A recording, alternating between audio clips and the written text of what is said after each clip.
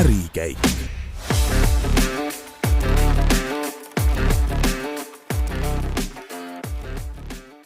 Tervist, head kuulajad! Eetris on Ärikäigu juba 22. osa. Saadet juhivad sel korral Berta Kortfelder ja Gert Avasalu. Ja tänaseks on meiega liitunud rulatajad ning ettevõtjad Kristel Larin, tervist! Tere! Ja Dmitri Kolkin. Tervist! Nemad juhivad siin ettevõtet Kruvi Grupp, mis tegeleb sellise huvitava alaga, et nad on spetsialiseerunud rulaparkide ehitusele. Võib-olla alustuseks sellest, kuidas te üldse ise päris rulatamise juurde jõudsite? Ma alustan siis. Olin väike poiss, umbes 10-11 aastat vana ja nägin tänava peal suuremaid kutte hüppamas ja trikitamas ja see kinda kuidagi hakkas väga huvitama. Ja siis ma hakkasin küsima ema käest, et kuule, osta mulle rula. Aga kuna emal oli natukene raske tol hetkel finantsiliselt, siis ilmselgelt seda ma kätte nii kohe ei saanud. Aga umbes paar aastat hiljem ma sain endale siukse ühe spetsiifilise töö, millega ma saingi teenitud esimese raha. Ja ma ostsingi endale tol hetkel Giacomelli Sport, oli siuke draakoni logoga rula ja siis ma sattusin skateparki ja hakkasin vaikselt nagu õppima. Minul läks sarnaselt, ilmselgelt olin ma väike tüdruk, nägin tänaval mingit tüüpe rulaga sõitmas, mind lummas see vaatepilt täielikult. See tundus kuidagi nii vaba ja teistmoodi ja kuidagi see väljendus nende poolt oli nii kihvt, et ma olin lihtsalt nii lummatud ja ma pidin saama selle asjaga tegeleda. Et minu lapsepõlve sportlik taust oli varem ballett, ehk siis väga siuke tüdrukulik lähenemine asjale ja see on väga distsiplineeritud spordiala, et rulatamise puhul mind just võlus see, et see on siuke individuaalne ja eneseväljendus on vaba ja teed seda sõpradega vabas õhus ilma konkreetse valveta ja oled nagu omaette. Et nii see alguse sai ja mingi hetk rulapargis saime sõpradeks ka mina ja Dmitri ja sellest on möödas, ma ei mäletagi kui palju aastaid, aga meie ühine taust on siis rulatamine. Sina oled vist tegelenud ka professionaalselt rulatamisega või oled olnud meister? Jah, see armastus oli nii sügav ja tugev, et ma ei suutnud mitte millegi muule keskenduda rahulikult kui ainult rulatamisele. Ehk siis mingi hetk tasus pühendumine ära ja tekkis teadmine, et ma olen tegelikult sõitmisel teistest tüdrukutest kõvasti palju parem. Eestis ei tekkinud mitte ühtegi konkreetset vastast, kellega oleks üldse nagu põnev mõõtu võtta. Ja siis kuidagi viisid teed mind Soome ja üpris kiiresti tekkis ka Soomest ülevaade, et ka tegelikult seal ei ole mitte ühtegi adekvaatset vastast, kellega saaks nagu mõõtu võtta. Ja nii juhtuski, et ma käisin siis kuskil 4 või 5 aastat Soomes võistlemas. Soome meistrivõistlustel iga aasta ma võitsin pika puuga ja nii see nagu läks, et kui ma kuskil olin üle 20, siis ma nagu otsustasin, et okei, et selle Soomega me oleme nagu rahu saavutanud, et siin ei ole mitte midagi teha ja tegelikkuses mul on kahju mõneti sellest, et tolleaegsed teadmised ja ka võimalused ei olnud sellised, et minna laiemalt Euroopasse. Ma küll käisin Euroopa meistrivõistlustel, aga ma läksin sinna natukene liiga hilja, et äkki ma olin kuskil 21 või 2 aastane, kui ma sinna võistlema läksin. Ja seal juba oli tase üpriski kõrge, see toimus Šveitsis ja seal tüdrukuid vist oli kas mingi 15, 16 või 20 midagi taolist, aga seal oli juba näha, et ma olen nagu allpool ja mu huvid olid tol hetkeks natukene ka muutunud ja siuke materiaalne ja täiskasvanud elu lõi sisse, et ma ei tegelenud sellega enam nii täiskohaga. Et minust sees mõttes professionaalset rulatajat maailma mõistes ei saanud, aga minu harrastuste juures, kui ma võistlemas käisin, siis tavaliselt tegin tüdrukutele teistele pähe ja aga nüüd Groove'i nagu asutati 2016, Jaa. et kuidas te siis jõudsite nii-öelda rulapargis selle asutamiseni, millega te seal vahepeal tegelesite nii-öelda? See lugu on ka põnev, et meil tehti Tallinnas siuke keskus nimega Groove'i keskus, mis oli siis rulapark slash sünnipäevade pidamise keskus. See kontseptsioon oli selles mõttes natukene sassis, et rulaparki siuksed harrastajad ja sünnipäeva pidavad lapsed kokku panna, selline meeletu konflikt ja me siis sõitjatena Dmitriga raputasime pead, et oi, et seda keskust kahjuks nagu varsti alles ei ole, kui see samamoodi jätkab, sellepärast et iga asi on ju jätkusuutlikkusele tuginev, et siis me Dmitriga koos panime pead kokku, et mis me teeme, ja siis läksime koputasime tolleaegsete keskuse omanike uksele ja ütlesime, et meil on nagu plaan, et võtke meid kampa, et äkki nagu saame selle keskuse koos toimima.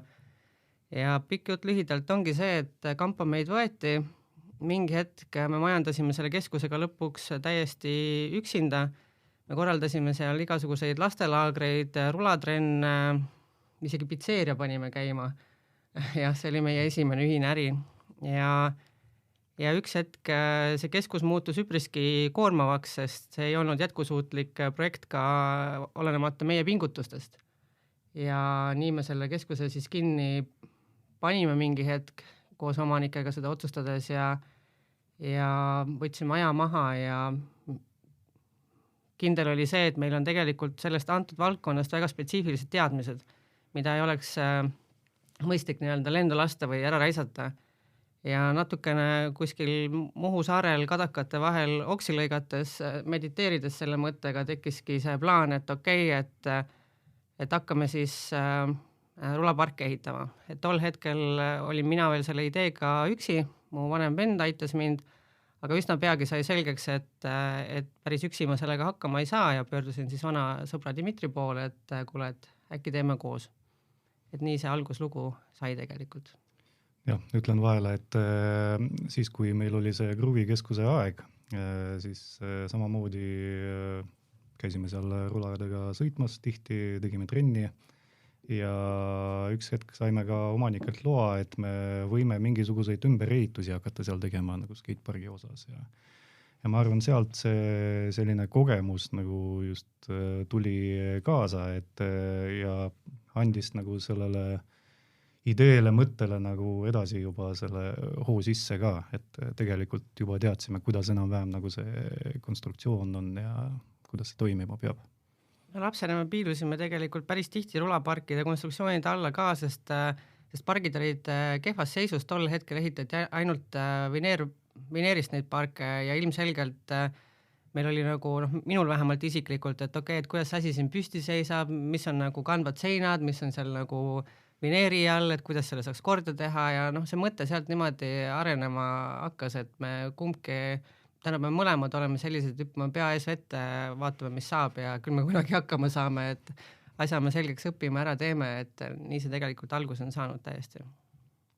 Aga kas seal mingit sellist nii-öelda kriitilist tõuget ka on, et nagu kurat, ei ole ühtegi korralikku parki, kus sõita või midagi sellist? Muidugi.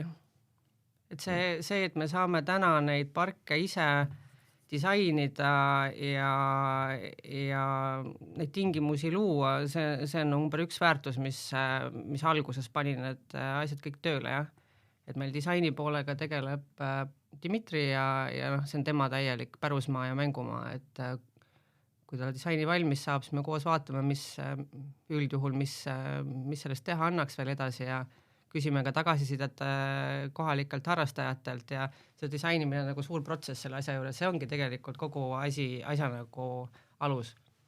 Et me müüme nagu mõnes mõttes teadmist, mismoodi need rulapargid peaksid olema disainitud, et nendes oleks nagu põnev sõita. Aga kui te panite seda Groove'it püsti ja see on väga spetsiifiline nagu valdkond, rulaparkide ehitamine, et kas teil ei olnud kordagi seda hirmu, et Eestis ongi hästi palju mingeid vineerlobudik, et betoon on ilmselgelt kallim, et kas teil ei olnud nagu hirmu, et keegi nagu ei taha seda, et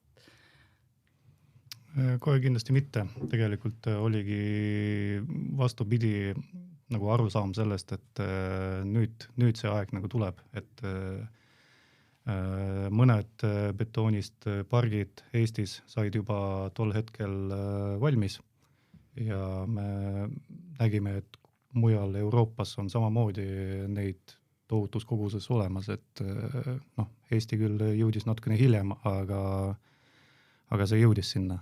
Et me olime kindlad, et see betoon rulaparki jõuab siia ikkagist. Asi ei puuduta tegelikult ainult raha, vaid pigem seda väärtust, mis ta loob haldajale ja siis kohalikule näiteks omavalitsusele, kes selle tellib endale. Et vineerpargi puhul on tihtilugu probleem sellega, et seda on, kuidas ma ütlen, keeruline hallata, et seal kruud tulevad välja mõnikord, mõni auk tekib, et sellised halduskulud ja on kõrgemad ja see vineerpark vajab suuremat tähelepanu. Ilmselgelt on vineerpargil ka palju eeliseid, et seda saab kiiresti püsti panna, see on odavam, seda saab muuta, see ei ole niisugune koht kindel ja nii edasi, aga betoonpargi eelised on see, et haldajale on ta suhteliselt siis hooldusvaba ja kui sa selle kord sinna püsti paned, siis sa võid kindel olla, et niisuguse 15 aasta jooksul on kõik enam-vähem korras ja nõuab väiksemaid niisuguseid hooldustöid. Ja teine asi, mis betoon annab, on see, et niisugune vormivabadus, et kui vineeriga saad sa teha suhteliselt niisuguseid jäikasid vorme, siis betooniga sa võid minna täiesti kumeraks, niisuguseks mingi surmasõlmedeks välja, et see on nagu selles mõttes lahe toode ja tellijale või siis nagu haldajale mugav toode. Me ei kartnud, et neid nii-öelda ei tellitaks, vaid pigem olime arvamusel, et see on suund, mismoodi see valdkond edasi areneb kindlasti. Aga võib-olla võrdluseks, kui palju üldse see vineerpark nagu kestab päriselt? Kui seda väga ei hoolda, siis ta üpriski kiiresti amortiseerub, et ütleme nii, et 5 aasta pärast nagu seal tekivad need augud ja sellised, väga palju nagu ebameeldivaid kohti ja ohtlikuid kohti. See ei tähenda küll seda, et ta 5 aastaga ära amortiseeruks täielikult, vaid pigem on see, et 5 aasta pärast vajab see suuremat tähelepanu, et see uuesti konditsiooni siis viia, et ta kestaks edasi. Et kui seda iga aasta kevadel näiteks ja sügisel hooldada, siis selle periood võib olla väga pikk, ehk siis mingi 10+ aastat. Et see oleneb siin nüüd haldaja tähelepanelikkusest ja osalusest, et tegelikult see vineerpark on lahe asi ja tubli asi, aga lihtsalt see vajab tähelepanu. Te peamiselt telljad on vist kohalikud omavalitsused? Jaa, me osaleme riigihangetes ja kohalikud omavalitsused on telljad üldjuhul, jah. Kas kohalikud omavalitsused on nagu aru saanud, et skatepargid ei ole nagu halvad asjad, sest kui mina olin nagu noor, siis ma mäletan, et nagu oli niisugune suhtumine, et seal käivad mingid halvad lapsed ja et nagu parem mitte neid teha, sest seal on pätid ja niisugused asjad. Kas see suhtumine on nagu muutunud? Väga. See tundub küll, sest et tegelikult skatepark mõnes mõttes tõi neid probleemseid lapsi sinna kohale, aga ikkagist kui neil on võimalus selle spordiga seal tegeleda, siis pigem see mõistus nagu hakkab neil muutuma ikkagist. No ja see ongi see, et mis me kõrvale võtame, et tänapäeval lapsed scrollivad kuskil telonurgas on ja väljas ei käi. Aga kui neil on loodud sellised tingimused ja nad on tõesti motiveeritud millegagi tegelema, siis mis on veel parem, kui nad vabas õhus sporti teevad. Et see rulatamine ja üldse tänavasport on tegelikult üpris füüsiline tegemine, et see ei ole lihtsalt, et sa sõidad seal, sa oled nagu sportlasena, sa pead olema ülivormis, ma mõtlen nagu tajus üldse, et sõita, et see ei ole lihtsalt ma ei tea, kõnnid see rulapari sellest tagasi, kui sa näiteks rulaga sõidad, sul keha on täielikult töös ja meel on fokusseeritud ja suunatud, et see on tugev sport ja tugev nagu areng ühel inimesel, mida saab üldse pakkuda. Kas teil üldse nagu konkurente sellel turul Eestis? Jah, meil on konkurente, et need on peamiselt erinevad mänguväljakuid ehitavad ettevõtted, kellel on endal kataloogi toodetena olemas mingisuguse tüüplahendusega rulapargid, mis siis disaini poolest ei ole kõige atraktiivsemad harrastajatele. Mõnikord need mänguväljakud ehitajad võtavad ka allhankes välismaalt konkurente. Et selles mõttes meil konkurents täiesti eksisteerib, aga me oleme ainukene Eesti selline ettevõte, kes on orienteerinud rulaparkide ehitamisele ja kellel on meeskond siis aastaringselt palgal. Et teist sellist siin meil riigis meie teada täna ei ole. Aga kui suur see meeskond üldse on, kui palju, ütleme, ehitama peab aastas? Talviti me tõmbame kokku, tuumikus on meil täna 4 inimest ja circa 7 inimest jääb talvel alles, aga suveperioodil me seal oleme kuskil 15-20 ringis, et umbes nii. Aga millega te üldse nagu talvel siis tegelete, et praegu vist väga ehitama ei kutsu? Iga meil ei ole, ehitama ei kutsu. Meie töömehed kindlasti praegu ühelgi ehitusobjektil lörtsi käes olla ei taha. On olnud aegu, kus me oleme talviti ehitanud, kui energiahinnad olid natukene teised, siis me tegelikult 2 talve telkide all miinuskraadidega betoneerisime. Kütsime kaloriiferiga soojaks ja betoneerisime. Jah, isegi shotgrade'iga lasime mingisuguseid püramiide ja asju,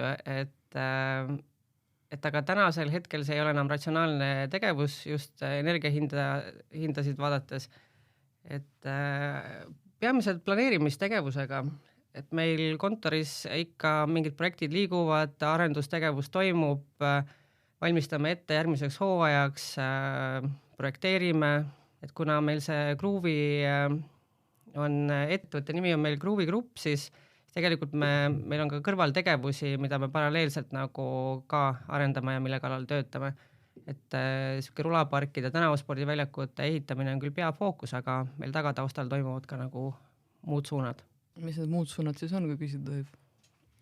Siin on mingil määral ka CNC tootmist ja siis on ka ärisuundi, millest ma täna siin täpsemalt ei räägiks. No võib-olla nagu selle konkreetse betooniehituse osas küsiks, et kuidas see nagu selles suhtes arenes siin 2016. aastast saati? Et kas te nagu algusest peale tegite töömeestega või kuidas see on, kas te tänaseni olete ise ka silutisel betooni? Seda juhtub isegi siis, kui on kiired ajad, objekt peab kindlaks tähtajaks olema valmis, siis ma isiklikult hüppan betooni sisse ja hakkan seda hõõruma. Aga muidu sinna betooni juurde algusest tulime niimoodi, et mina läksin sinna betooni kooli, nimetama seda niimoodi. Õppisin päris palju seda betoneerimise spetsiifikat ja käisin vahepeal ka siin konkurentide, tänapäevastel konkurentidel ka objektidel ehitamas. Et sai nagu need kõik oskused kätte sealt. Algus oli küll tegelikult meil selline, et me seljad vastamisi kas siis kahekesi või siis mõned sõbrad appi kutsutuna esimesi objektide ehitasime, et see betoon tuli meil küll hiljem, aga me alustasime peamiselt vineerparkide parandusega, et kuna pargid olid katki, tahtsime seal ise sõita, sõbrad kurtsid, eks ole, siis me võtsime ühendust kohalike omavalitsustega, ütlesime, et siin on selline probleem, et kas me lähme parandame selle asja ära nagu ja uskumatul kombel inimesed olid nõus ja siis nii me käisimegi ja parandasime. Aga seal oligi nii, et me seda kõike alguses ise tegime, et ilmselgelt meil rahalisi vahendeid ei olnud, et meeskonda kohe palgata, et see hakkaski tegelikult pihta, et me võimalikult palju tööd tegime ise ära, kui me enam ei jõudnud ja mahtu tuli peale, siis hakkasime kaasama kõrvalt siis inimesi juurde. Milline see tööprotsess teil praegu üldse välja näeb, ütleme hankes kuni siis esimese trikini nii-öelda? Keeruline. Pikk, juhul, kui on vaja teha disaini, siis üldiselt ma teen disaini valmis, siis me vaatame tellijaga ja sihtrühmaga, kes seal kokku pandud on, et mida disainil võib muuta, mida veel teha. Ja nii kui see läheb paika, siis hakkabki juba projekteerimise faas. projekteerimine saab valmis, projekt valmis ja siis juba lubade taotlemine. Jah, et sinna kõik vahele tulevad need ehitusregistri toimingud. Ja siis juba planeerime ehitust ja lähemegi ehitama. Ehitame ära, teeme jällegi need kõik loade taotlused ära ja lõikame linti. No jah, see on see pool küll, kus me selle ehituse kokku puutume, aga riigihangete pool on ka veel eraldi täiesti kunst, et nendel osalemine ja nende tingimuste täitmine, need raamlepingud, et me mängime tegelikult kogu selle disainimise ja ehituse ja lindi lõikamise sees iga lepingu suhtes eraldi reeglites, millest tuleb kinni pidada, et näiteks toon näite, et kui me õigeks päevaks valmis ei saa kuskil, siis me saame 1000 eurot päevast trahvi või siis seal on väga palju erinevaid sanktsioone, millega tuleb arvestada, kui sa oled siukses riigihanke lepingus, et need ei ole tegelikkuses, et need ei ole ainult parkide ehitamine, vaid see on kogu lepingu täitmise protsess, et kuidas sa siis ette kirjutatud reeglites selle asja siis nagu otsast lõpuni ära viid nagu tellijale ette. See lõpeb sellega, et tellija siis allkirjastab sul viimased dokumendid ja asi läheb sahtlisse ära. Et see on suhteliselt juriidiline protsess, kuna me tegeleme riigihangete valdkonnas. Jah. Aga kas see on üldse nagu selles suhtes nii-öelda, muidugi ei ole see meeldiv asi, millega tegelda, aga kas selle siukse osa tööst nagu lükkaks pigem kellegi teise kaela, kui oleks võimalus või? Täna ei lükkaks, sest meist on saanud väga pädevad tegelased sellel alal, et mõistlik on see kõik ise ära teha. Ehitusjuhtimise poole pealt mis ära lükkaksid? Ei teagi. Tänapäeval ma ise ei osale väga palju just ehitusprotsessides enam, kui varem. Aga just see projekti juhtimine meil tegelikult praegu ongi juba selle jaoks nagu uus inimene ka veel palgatud ehitustaustaga, et enda pealt nagu selle asja ma nüüd lükkasin ära. Võib-olla nagu võhikuna mõeldes tundub väga erinev näiteks Vineerpargi planeerimine, mida liigitaks võib-olla siukse kuuriehituse nurka ja siis see, mis teed, et betoonpargid niimoodi võib-olla rohkem mingi siuke maastiku disain või midagi siukest. Maastiku arhitektuur, jah. Maastiku arhitektuur just, et nagu kui palju spetsialiteeti üldse selleks konkreetselt vaja on, et tohiks mingit siukest asja nii-öelda ehitada. Kas betooni ehituseks pidi koolis käima, eks ole, aga selleks, et seda nagu välja mõelda ja riik nõustuks, et okei, see on hästi välja nõutud ja sul on piisav kraad olemas, et seda asja üldse nagu planeerida. Jah, seal on nõutud küll, et me kaasaksime oma valdkonna spetsialistid, aga ilmselgelt, kui me oleme rulapargi disaininud, siis me peame panema selle maa peale ja tegelikult sellel on suur point, sest väga paljud võivad mõelda, et näiteks vanad rulatajad, kellega nagu mõtlevad, mis see nagu teha on. Tegelikult on seal on palju teha, sa võid puusse panna ehitusel nagu nii paljude asjadega, et see, et sa planeerid selle rulapargi maa peal ära õigetes kõrgustes, annad tal kalded näiteks vee äravooluks või siis teed drenaaži, ühendad selle kanalisatsiooniga, see vajab kõiki insenertehnilisi teadmisi ja selles osas me olemegi kaasanud enda meeskonda spetsialistid, kes selle töö ära teevad, et me protsessis ei eksiks, aga nagu ikka, tegijal juhtub ja elu on kirju. Rääkisid näiteks sellest nagu päris nagu disainimisest ka, et te olete ise rulatajad, et kuidas see on, et kas lihtsalt, et siin võiks olla mingi rämp ja siis paneme sinna mingi teise asja, et voila või kuidas see käib? No see oleks päris lihtne ja siis igaüks saaks seda teha. Tegelikult see ongi nii, et disainis peab alati arvestama kiirusega, mis peab tekkima nagu sellel rulatajal, et teatud elementi üle sõita või kuidagi takistusest nagu üle saada.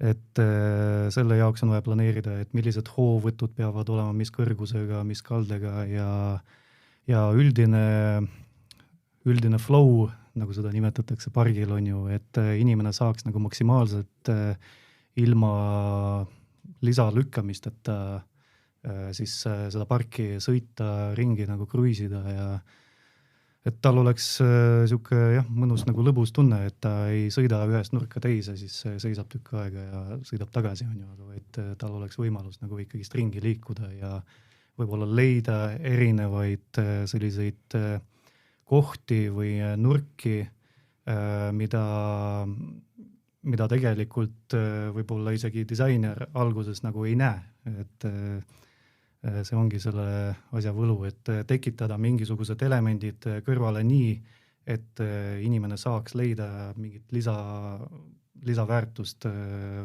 trikkide näol nagu seal. Aga kuidas te selle flow nagu leiate siis, et te ju ei saa seda testida enne, kui te selle päriselt valmis ehitate või te teete mingi puidust maketi ja teete see mingi fingerboardiga, sõidate ringi või kuidas see nagu...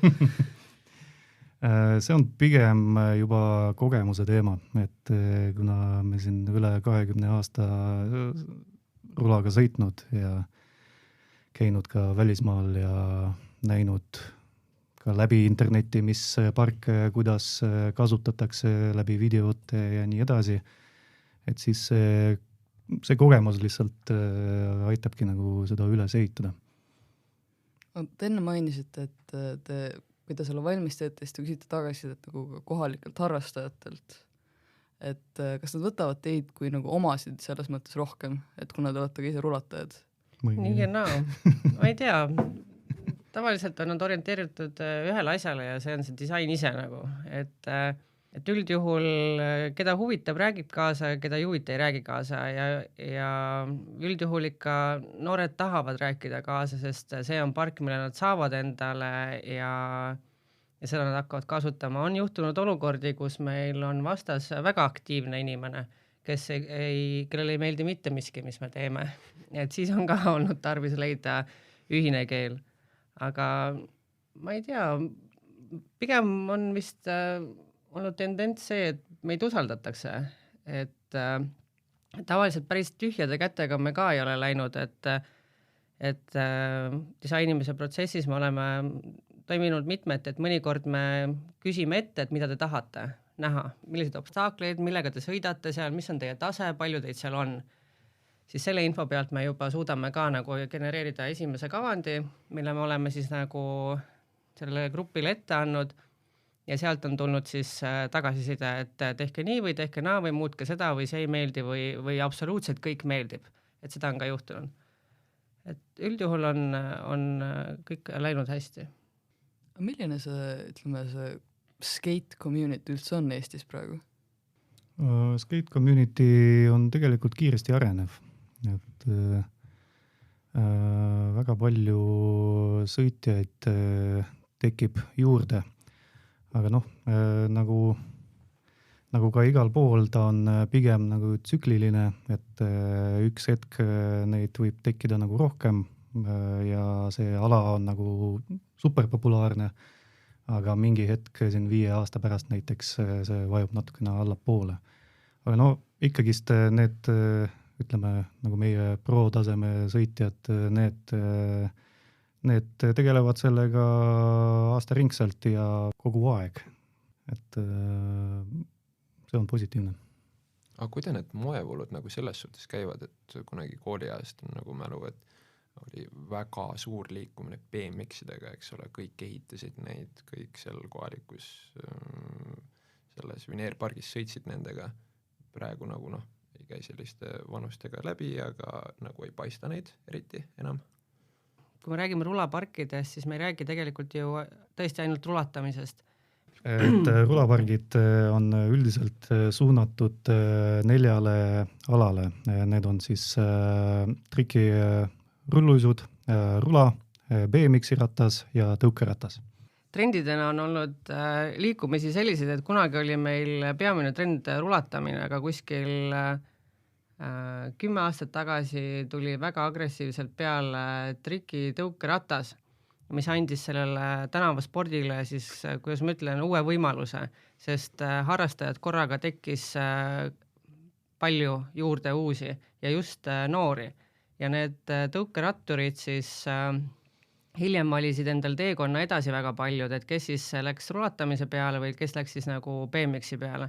Et praegusel hetkel ma saan aru, et meil on rulatajaid suhteliselt palju, tõukerattureid suhteliselt palju, BMX-i tegelasi on meil natukene nagu vähem ja sihuke trikirulluisutamine on suhteliselt kaduvas trendis. Kuidas see on, et kas Eestis on, kui palju on Eestis nagu lapsi, kes natukene sellega tegelevad ja kui paljud neist nagu jäävad sellega nagu pikemaks ajaks tegelema? No see on vist tavaline laste teema, et paljud lihtsalt trendi pärast võib-olla proovivad ära ja kui tunnevad, et see ei ole nende asi, siis nad liiguvad eluga edasi. Aga ma arvan, et see protsent on päris suur, et on näha tegelikult ütleme, vähe figuure, kes on siin 10 aastat tagasi kuskil kruvikeskuses olnud ja tänapäeval juba mingisugune habemega nooruk, kes ikka nagu sõidab, et neid on vähe, aga neid on olemas. Kui suure nagu kirve viskab Eestis sisse see talv, sest meil on vähe rulaparke, aga veel vähem on meil mingeid indoor rulaparke. Et kui suur see takistus on niisuguseks püsivaks harrastuse tekkimiseks nii-öelda? Olenevalt linnast Tallinnas on suhteliselt kesine nende siseskateparkidega, et meil on Pääskülas üks väike sisepark ja siis on meil Spot of Tallinn, eks ole. Siis on siin samas Krulli skatepark ka. Ja see on suunatud ainult rulatajatele.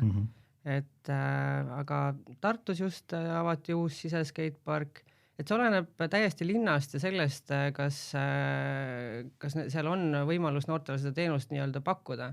Et näiteks Paidesse me üks aasta tegime vanasse ujulasse basseini sisse suure rulapargi ja terve noortekeskus oma tegevusega kolis siis vanadesse ujularuumidesse. Et see on hästi lahe nii-öelda aktsioon ja tegutsemisviis, kuidas vanale mingile ujulale anda siis uus suund ja noored sinna siis tegelema panna, aga muidugi see talv on meie sõitjate jaoks kindlasti päris keeruline aeg, et kindlasti sõidetakse vähem siis. Aga võttes nii-öelda selle Soome suuna nüüd, siis kas seal on nagu ütleme siseparkidega parem seis ja üldse kas Eestis nagu, kas on oluline asi, mida ajada, need sisepargid? Kindlasti on Soomes siseskatepark kõvasti rohkem ju. No ma isegi täpselt ei tea, ma tean ainult mõnda nagu need Kontula ja... Jah, sest me ei ela Soomes, me ei tea. No midagi on nähtud, aga selles mõttes nagu me täpselt ütleme nii, et me ei ole täielikult kursis sellega, kui palju on Soomes siseskateparke ja kus need on. Olen eeldusel, et neid kindlasti on kohalik omavalitsuste suhtes rohkem, kui meil Eestis on. Praegu vist peamiselt tegelete väliparkide ehitusega, või ma eksin? Me tegeleme kõige sellega, mida meil tellitakse. Ja siserulaparki tellitakse vähe, et jah, see suhtes oleme me rohkem väliparke ehitavad, aga kui me räägime sellest, millega Kruvirems tegeleb, siis me tegelikult ei tegele ainult rulaparkide ehitusega. Et meie nii-öelda tootevalikus on veel pump trackid, bike skill trackid, igast minirämbid, väiksed siuksed atraktsioonid erakasutamiseks kodudesse. Et see rulaparkide nagu fookus on meil natukene tegelikult ajaga läinud laiemaks, et tagada iseenda tegevuses rohkem stabiilsust tööde osas. Aga need teised asjad, mis te mainisite, need ei ole enam betooni-ehitusega või on ka? On. Näiteks kui me räägime pump trackidest, siis neid saab teha nii asfalteeritud kattega kui ka betoonkattega. Aga siin meil liiguvad rohkem asfalteeritud kattega. Kui on küsimus, mis on pump track, siis see on rattarada, mille peal siis sõidetakse erinevate ratastega ja need koosnevad siis erinevatest pumpidest ja erinevatest kurvidest. Sobivad sõitmiseks igast algajatele ja ka edasijõudnutele, et ka väiksed lapsed seal jooksuratastega saavad sõita, et selles mõttes on see päris hea, kuidas ma ütlen, toode võrreldes rulapargiga, sest rulapark nõuab üpriski tegelikult juba kogemust, et seal ühest elemendist alla sõita, teiseni sõita ja nii edasi. Aga pump track on siuke pumpidega, ehk siis nagu lainetega ja kurvidega, et sa ei pea tegema eriliselt olulisi nagu trikke, vaid sa sõidadki lainetest üles, lainetest alla ja kurviga tagasi ja nii edasi ja nende pumpide vahel saad sa siis pumbata liikumises endale kiirust niimoodi juurde, ehk siis ratturid näiteks saavad seal liikuda täiesti ilma väntamata, kui nad oskavad ära kasutada selle raja kurve ja pampe. Aga hiljuti tegelikult ju laienesite ka Soome oma äriga. Kumb see suund nagu üldse olulisem on, kas üritate kuskile välismaale laieneda oma selle põhiasjaga või nii-öelda neid teisi tootevaliku asju Eestis laiendada? No, pigem on see suund ikkagist rohkem välismaale suunatud. Me oleme oma kanda tugevasti Eestis kinnitanud ja me oma positsiooni kavatseme kindlasti hoida, aga Eesti on väike ja me tegutseme väga spetsiifilises valdkonnas, ehk siis kui töö liigub, siis me kõik teame sellest ja iga töö on tähtis. Ja tööd liigub Eestis suhteliselt vähe, kui me võtame võrdlusena näiteks Soome riigi või mõne teise Euroopa Liidu riigi, sest me oleme lihtsalt nii väike riik. Aga Soomes me sisenesime 2 aastat tagasi tegelikult sinna turule ja läksimegi otse riigihangetesse. Siin me tagantjärgi saame ise endale öelda, et ainult, et me oleme hullud peast, et me võtsime sellise nagu riski ja vastutuse lihtsalt hüpata täiesti võõras kohas vette, täiesti keerulistes juriidilistes nagu tingimustes, hakata seal midagi leiutama, tundmata absoluutselt selle riigi mingisuguseid seaduseid või mida iganes. Ilmselgelt me kohe oma esimesed 2 hanget võitsime edukalt, selles mõttes tegime head pakkumised ja riigihankelepingud täitsime ka ära ilma suurtemate probleemideta ja kui me sealt ära tulime graniitpinnase pealt, siis lõime üksteisele nukid ja ütlesime, et me oleme ikkagist tegelikult rajud tegelased, et me niimoodi hullult hüppame võõras kohas vette. Aga kas sellest võõras kohas vette hüppamisest, kas sellest on mingi eriti siuke naljakas või absurdne lugu ka, mis kohe pähe tuleks? Muidugi, aga ma ei saa sellest otse-eetris rääkida, mitte otse-eetris, vaid saates rääkida. Võõras kohas siuke vette hüppamine pakub väga palju seiklusi, ütleme nii, et närvivapustusi, täielikke mental breakdown'e, üksteise proovile panekud, sa tõmbad endale kaela hulga jama ühe nagu liigutusega, kui sa paned riigihankes näiteks send ja sa võib-olla ei tea nagu, milles sa täpselt nagu ujud või milles sa orienteeruma pead. Ja sealt jammast välja ujumine on eraldi kunst, mille me oleme siis ka natukene võib-olla siin selgeks saanud. Aga eks see ole nagu, me oleme mõneti nagu adrenaliini junkid vist, et meile meeldivad väljakutsed ja me selles mõttes koos ei karda elu, teinekord kardame, aga võõras kohas vette hüppamine on meil toonud väga palju seiklusi kaasa, nii halvas kui ka heas mõttes. Kui vaadates nagu nüüd, kui te olete mõne aasta juba seal tegutsenud, siis kas kogu see risk ja kõik see, kas see on ära tasunud? Jaa, kindlasti. Me oleme harjunud ütlema üksteise kohta seda, et või üldse enda toimetamise kohta seda, et me ei ole kindlasti need, kes me olime eile.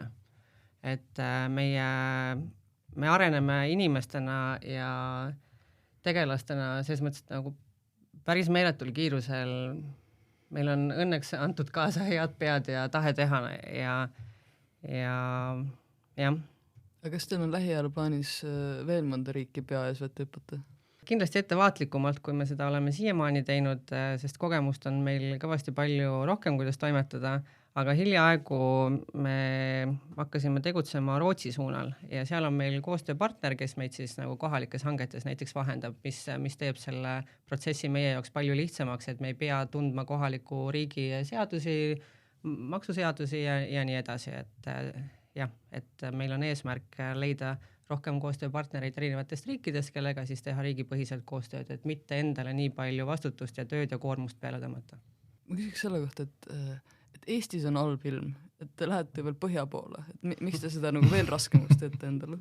Me oleme tootearendusega siin tegelenud ja muutnud oma tooteid selliseks, et me suudaksime neid sihtriigis võimalikult kiiresti ehitada ja püsti panna, et me oleme selle kallal siis nii-öelda mõelnud ja töötanud, et meie tooted on sellised, et me ei pea seal külmas ja kõledas kohas kaua viibima.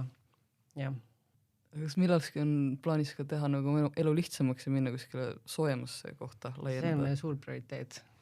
See oleks tegelikult number one asi, mida teha, sest et sellisel juhul me saame ka talvel ehitada kuskil välismaal, aga hetkel meil valmibki meie kataloog, mille müügiga me nüüd hakkame tegelema ja üks päev me sinna jõuame. Meil on valmimas, nii nagu Dmitri rääkis, meil on valmimas meie esimene kataloog, kus meil on tooted 6 erinevas kategoorias ja kokku on meil tooteid circa üle 100. Ehk siis, ja need ongi meil tootearenduses välja töötatud niiviisi, et me suudaksime eksportida neid võimalikult lihtsasti. Et kui näiteks klient teeb meile Hispaanias tellimuse, siis me suudame selle kiiresti siin nagu toota või siis ettevalmistusprotsessid siin kiiresti ette valmistada, et me saaksime seal Hispaanias siis võimalikult kiiresti selle pargi või siis selle rajatise või selle atraktsiooni nagu püsti panna. Et me oleme tegelikult taustal selleks valmistunud väga pikalt. Aga kas ma siis saan õigesti aru, et selle kataloogi point on nagu see, et te saaksite hakata nagu üle Euroopa lihtsalt müüma ilma nagu laienemata, ütleme Soome ja eraldi nagu igasse riiki?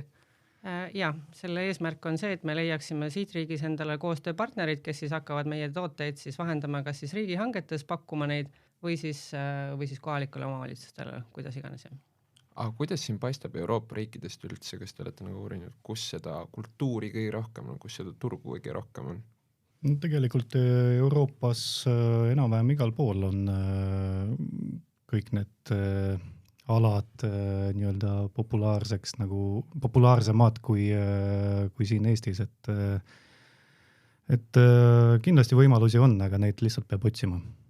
Pigem on Eesti siuke tagasihoidlik riik antud vallas. Aga kas teil on nagu, Eestis ilmselt ei ole teisi firmasid, mis ehitavad nagu ainult skatepark, et kas nagu Euroopa turul on teisi siukeseid, kes nagu keskenduvadki ainult sellele? Jaa, väga palju, aga igal ühel on endal oma erinev ärisuund ja erinev strateegia. Et eks siis näis, kuidas me seal konkurentsis hästi nagu hakkama saame. Aga ütleme nii, numbrite poolest siin ärikäigus käijad nagu tihtipeale ei ole kasumlikud ettevõtted, nii et te olete nagu erand selles mõttes. Kus teie nagu plaan üldse nagu majanduslikus mõttes 5 aasta perspektiivi näiteks, et kuhu te nagu jõuda kavatsete ja kui nagu Euroopa poole minna, siis kes üldse seda asja ehitama hakkavad? Kas teie enda meeskond käiks näiteks seal kohtades, kuidas te seda asja korraldaksite? Ja kindlasti meie meeskond hakkaks seal käima. Kuid alati on võimalus ka näiteks ehitusobjektidel ju abilisi kohalikest nagu leida.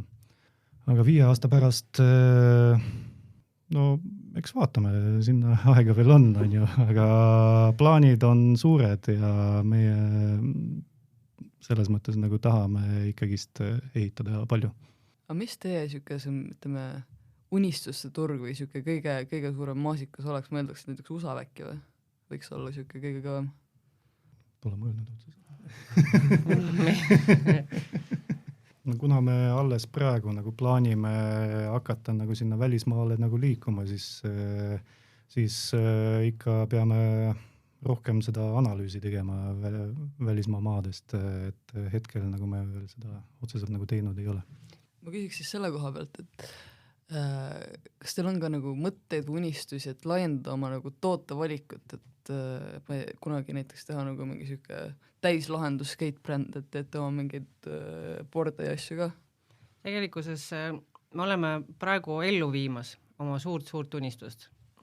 See, mille kallal me oleme siin viimased 2 aastat tootearendusprojektina töötanud, ongi meie mitmete aastate ja seni tehtud ja käidud tee tulem.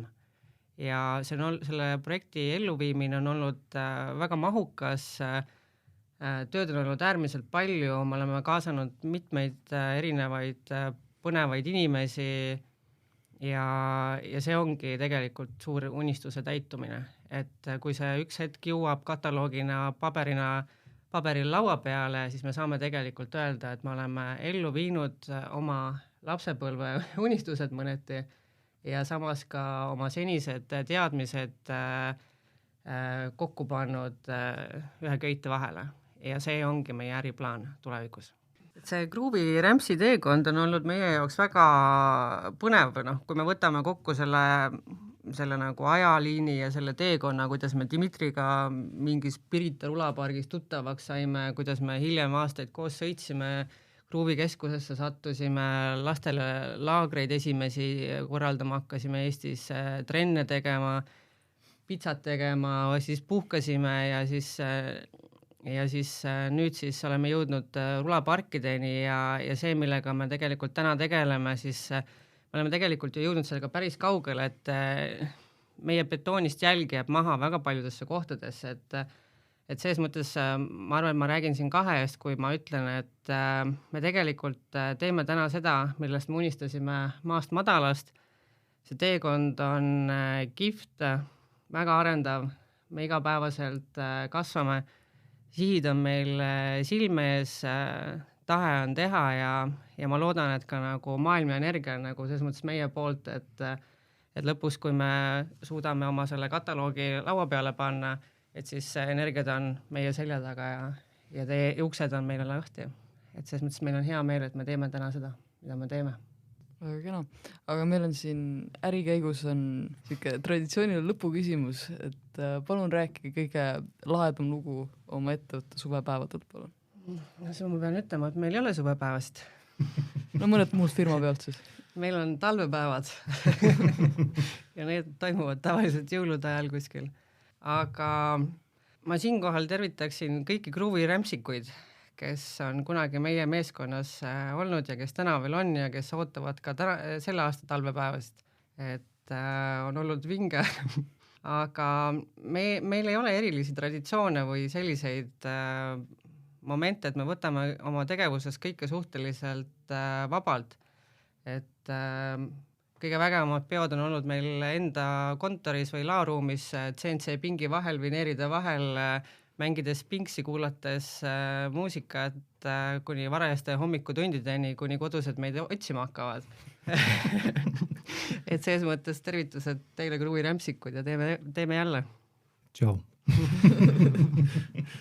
Aga aitäh tulemast teile ja aitäh kuulamast. Aitäh. Aitäh.